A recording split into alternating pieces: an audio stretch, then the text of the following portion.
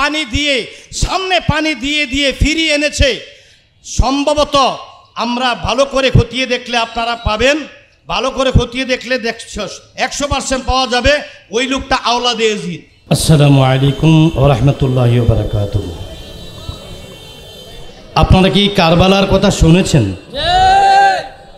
ইমাম হুসাইন এবং আহলে বাইতের পরিবারবর্গের শাহাদাতের যে ইতিহাস কারবালার জমিনে আমরা কারবালার সম্পর্কে সবাই জানি।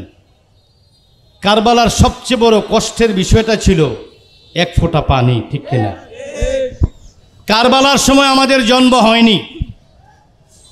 কারবালার সময় সুন্নি মুসলমান আমরা আজকে যারা আছি আমাদের জন্ম হয়নি, আমরা দেখিনি, আমরা শুনেছি। আজকে আমরা দেখেছি মুসলমানকে মৃত্যুর সাথে পাঞ্জা লড়ছে। এমত অবস্থায় একজন মুসলমান পানি চাচ্ছে, পানি চাওয়ার পরে তাকে পানি না দিত সেটাও একটা ভালো ছিল। পানির বোতলটা তার মুখের সামনে নিয়ে তাকে সান্ত্বনা, লালসা এবং তাকে লোভ দেখিয়ে তার মুখের সামনে থেকে পানির বোতলটা আবার নিয়ে আসে।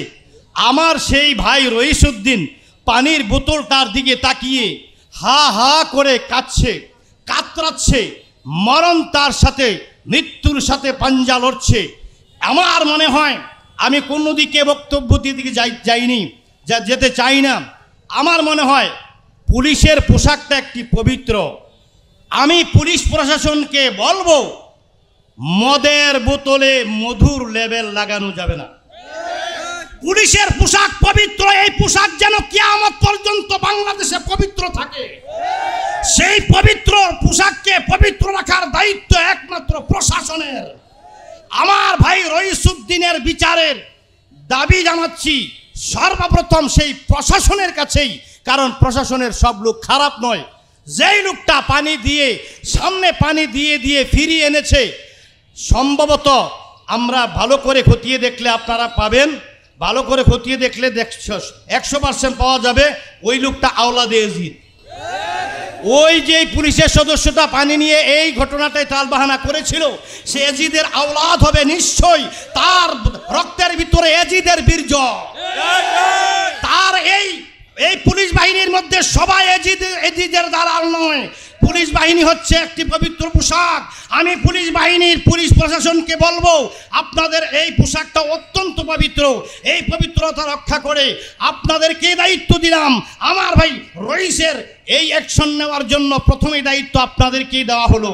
আহলে সুন্নাত ওয়াল জামাত এবং ছাত্র সেনা এবং বাংলাদেশের সুন্নি মোল্লা সকল দরবারের পক্ষ থেকে যদি তার আমাদের দাবি মেনে না হয়, ভাইয়ের আমার, আজকে যদি রইসুদ্দিনের বিচার না নেওয়া হয়, বাংলাদেশে লিস্টি তালিকাভুক্ত 12,000-এর বেশি দরবার আছে, ছোট বড় মিলিয়ে 25,000 দরবার আছে। এই 25,000 দরবারের ভিতরে কমপক্ষে 8 থেকে 10 কোটি সুন্নি মুসলমান মুরিদান আছে। এই বাংলাদেশের কোনো পীর মাশায়েখের দায়িত্ব নেওয়া লাগবে না, বাংলাদেশের কোনো সুন্নি সংগঠনের দায়িত্ব নেওয়া লাগবে না। তাদের অ্যাকশন নেওয়ার জন্য ছাত্র সেনাই যথেষ্ট। আসসালামু আলাইকুম।